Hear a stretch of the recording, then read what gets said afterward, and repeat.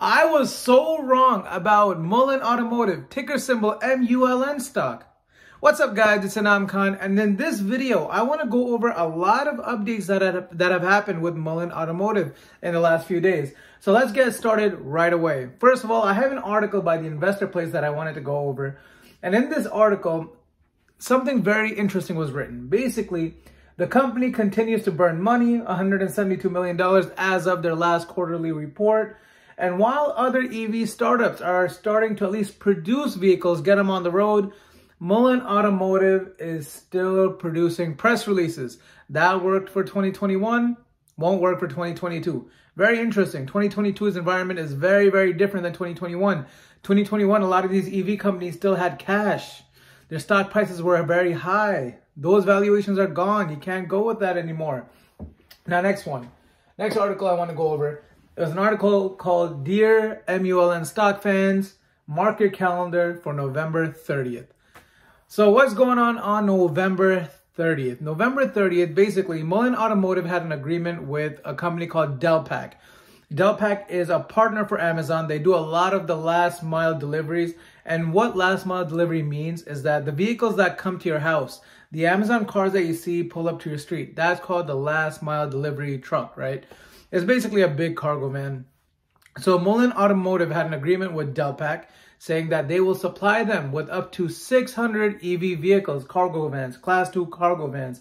These cargo vans are going to have a range of 200 miles per charge and a maximum payload of 3296 pounds.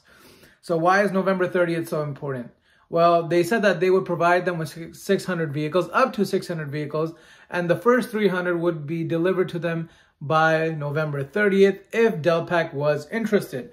Now, this is very important for the stock because if Delpack is interested, they ordered 300 vehicles, that's going to be great news for the stock. The stock is going to go up. If Delpack, for whatever reason, says they are not interested, that will be really bad news. That would mean that over further inspection, they didn't like the car for whatever reason, and that would cause the stock to tank even more.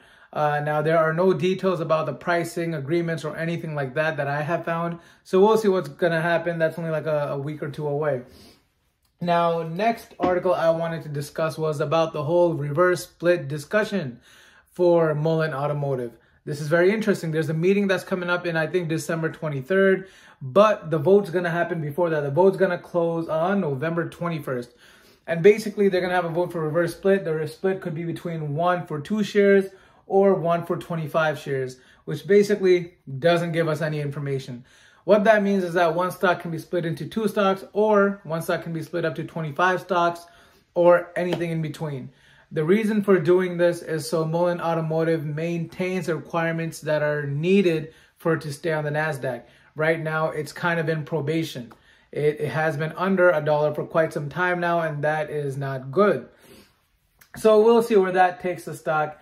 And there are a few other things that are going to be voted on in this upcoming meeting, but probably the reverse split is the most important. There's also going to be some dilution that's going to happen, a lot of dilution actually. So keep an eye out for that. The stock is probably going to go down a little bit more. Now, another big piece of news that came out is that Mullen Automotive has said that they have the $150 million that are needed to purchase the ELMS assets. Now, why is this important? These ELMS assets are what Mullen Automotive is going to use to produce their vehicles, the Mullen 5. It's a crossover vehicle, 4x4. It's most likely going to be made in a previous Hummer facility where the Hummers used to be made. This is very good because now instead of building vehicles and manufacturing facilities from scratch like a lot of these new EV companies are doing, Mullen is just going to buy an older facility that's already made, that can already produce a certain amount of vehicles, and just work with that and try to produce their vehicles as soon as they can. Now, in the short term, if this works out, that's great. They might be able to get some cars out soon. But in the long term, I mean, I think it's always better to have your own facility. That's how Tesla has been able to be as efficient as they are. And when companies do things like this, they will basically never match Tesla. It's just never going to happen. Now, besides those pieces of news, there's just one last thing I wanted to point out.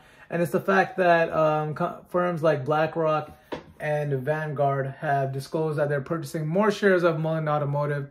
So we'll see how that goes and if that increases any momentum in the stock.